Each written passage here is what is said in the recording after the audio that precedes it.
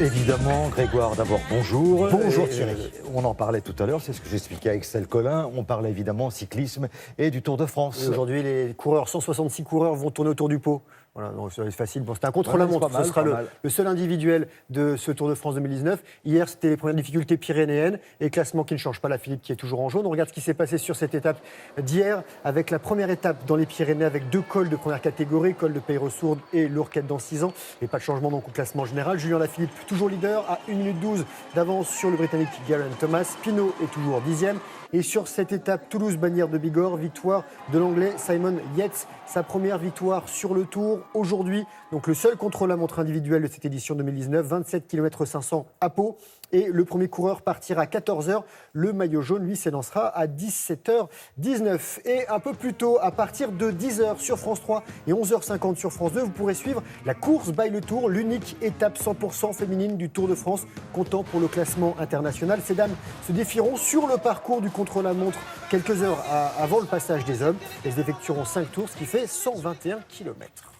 On parle de foot à présent et bravo aux jeunes de moins de 19 ans. Exactement, ils disputent leur Euro en Arménie en ce moment. Ils sont qualifiés pour les demi-finales. La phase de groupe n'est pas terminée, mais ils ont déjà leur ticket. On regarde ce qui s'est passé hier. Il y a eu un seul but de ces jeunes bleus qui sont en blanc face à l'Irlande. But du monégasque Wilson Isidore à la 83e minute, alors qu'il venait juste d'entrer en jeu. La France jouera son dernier match de poule contre la Norvège. Ce sera dimanche. Et ce soir, Le Caire en Égypte, finale de la Coupe d'Afrique des Nations, Sénégal-Algérie.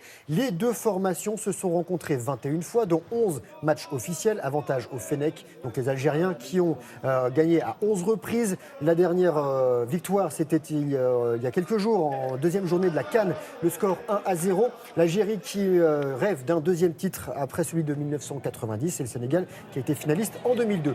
Du foot français, mais à Washington avec Ligue 1 Game. C'est un tournoi qui est organisé par la Ligue professionnelle de foot avec 4 clubs engagés, Saint-Etienne, Montpellier, l'OM et Bordeaux. L'OM et Bordeaux qui se défiaient. Et c'est Payet qui a marqué 2 buts pour le 2-1 face donc aux Bordelais. Marseille qui s'impose et qui rencontrera en finale Saint-Etienne.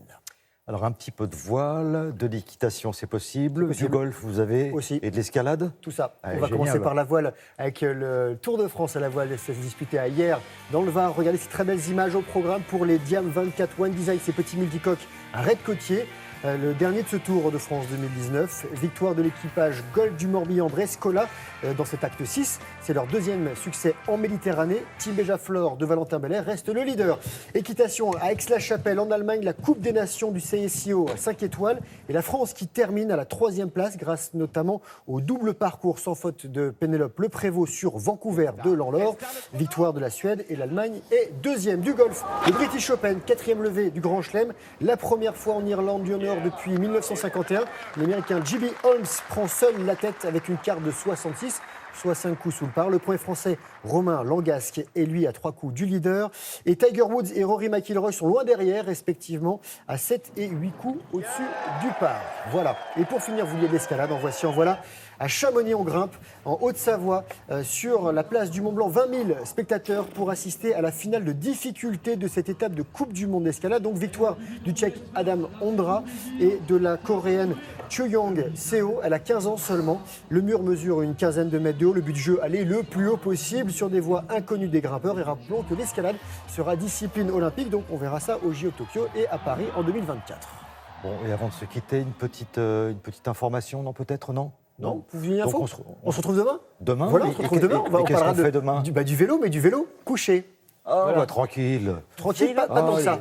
Non, Oui, vous Myriam, verrez, quand vous vous verrez, voulez, Myriam. ça n'est pas aussi Pas simple. pour le vélo, je parle. Ah oui, j'espère.